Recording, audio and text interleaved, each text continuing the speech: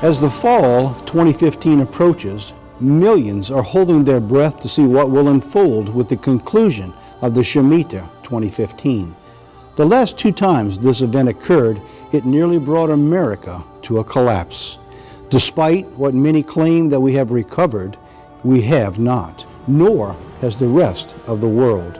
Since that time, debt in America has risen over $8 trillion with no end in sight. Global debt now stands over $200 trillion. Christianity is under siege around the globe. Tens of thousands have been persecuted and killed. Entire cities have been burned and destroyed.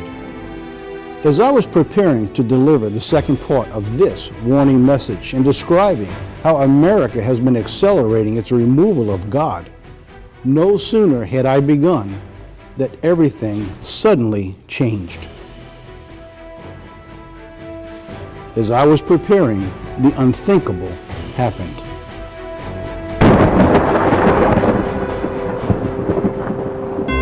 Supreme Court decision legalizing same-sex marriage across the land, and it's profound. The 5-4 vote, in many ways reflecting the huge societal shift of the last 20 years.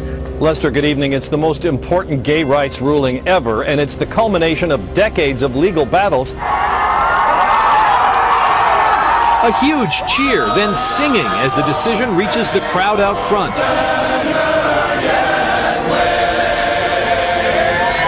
The historic ruling struck down the bans on same-sex. Has America pronounced its own death sentence? Or are we witnessing the handwriting on the wall? In America, just days following the Supreme Court's ruling on gay marriage, the ACLU states that they will no longer defend Christians' rights. Will the pulpit be the next to go? Meanwhile, the internet pages are filled with predictions of rapture, date setting, and tribulation. Never in modern times have we seen so many alarming conditions all merging at the same time. But the interesting thing is, like, you have all these reports, people saying, oh, it's going to go higher and higher, and then they're saying all the danger signs that were there at the last crash are there now. 2007, the conditions that the United States was in, we go right back 7 years later into those same conditions today, except we're in worse shape.